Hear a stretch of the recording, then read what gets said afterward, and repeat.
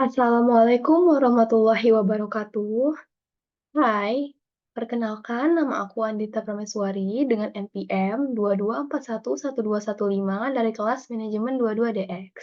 Di sini aku akan memaparkan mengenai perencanaan strategi unit bisnis pada mata kuliah Manajemen Pemasaran.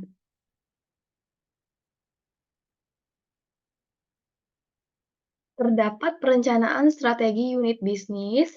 Yang pertama adalah bisnis misi. Bisnis misi mencakup eksternal lingkungan atau kesempatan dan analisis ancaman.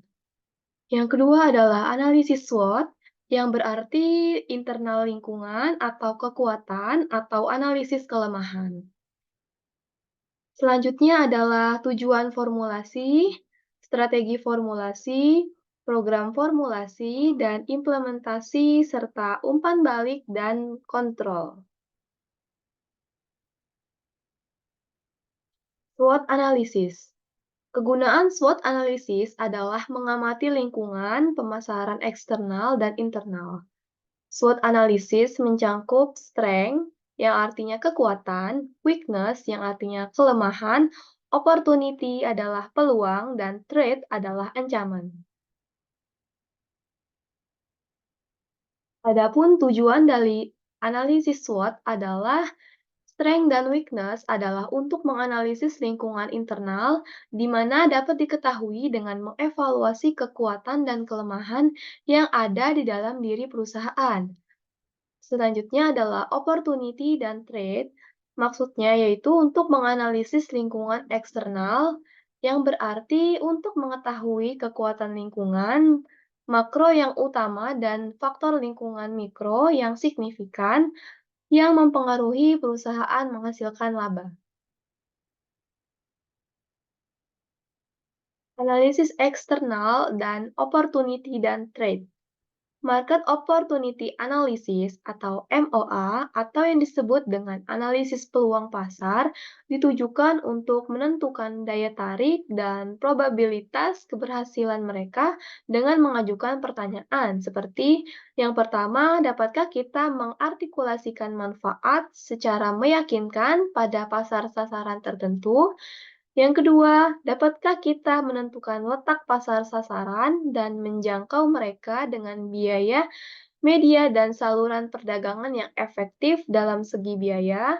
Yang ketiga, apakah perusahaan kita memiliki atau mempunyai akses terhadap kemampuan dan sumber daya penting yang kita perlukan untuk menghantarkan manfaat pelanggan? Yang keempat, dapatkah kita menghantarkan manfaat yang lebih baik daripada pesaing aktual atau potensial? Yang kelima, apakah tingkat pengembalian atau keuntungan finansial memenuhi atau melebihi batas atas investasi yang diperlukan?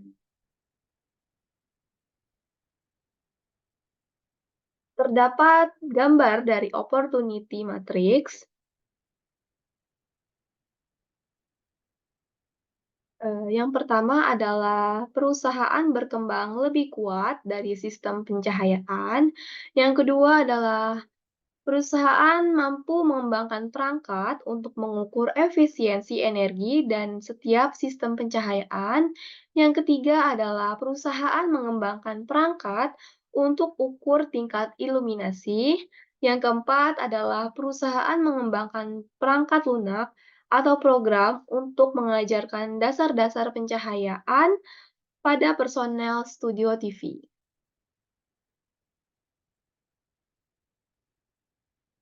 Dalam gambar di bawah ini yaitu trademark matrix yang artinya adalah yang pertama adalah pesaing berkembang lebih unggul dari sistem pencahayaan, yang kedua adalah ekonomi utama yang berkepanjangan atau depresi, yang ketiga adalah biaya yang lebih tinggi, dan yang keempat adalah undang-undang untuk mengurangi jumlah dari lisensi studio TV.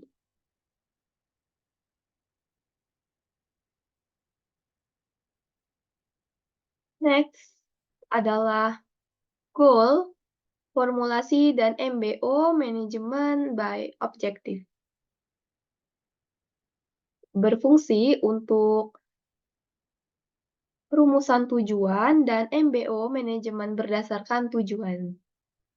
Setelah melakukan analisis SWOT, perusahaan dapat mengembangkan tujuan khusus untuk periode perencanaan. Terdapat 4 kriteria yang terdiri dari yang pertama, tujuan unit harus hierarki. Yang kedua, tujuan harus kuantitatif. Yang ketiga, tujuan harus realistis. Dan yang keempat, objektivitas harus konsisten. Tujuan adalah apa yang hendak ingin dicapai oleh unit bisnis, sedangkan strategi adalah rencana permainan untuk sampai di sana. Terdapat tiga strategi generik yang memberikan titik awal yang baik untuk berpikir secara strategis. Yang pertama adalah overall cost leadership, yang kedua adalah differentiation, dan yang ketiga adalah fokus. Penjelasan strategi Porter. Yang pertama adalah cost leadership, yaitu perusahaan yang mencapai biaya produksi terendah dan menghasilkan harga yang lebih murah. Kemudian ada diferensiasi, maksudnya yaitu perusahaan yang fokus pada keunikan di mana akan dihargai oleh sebagian besar pasar. Selanjutnya adalah fokus. Fokus di sini berarti bisnis yang fokus pada satu atau lebih segmen pasar yang lebih sempit. Artinya, ia mengetahui cara menjadi cost leadership maupun diferensiasi dalam segmen sasaran. Terdapat kategori dalam pemasaran aliansi.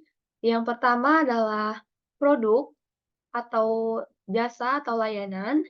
Yang kedua adalah aliansi promosi. Yang ketiga adalah aliansi logistik. Yang keempat ada kolaborasi penetapan harga.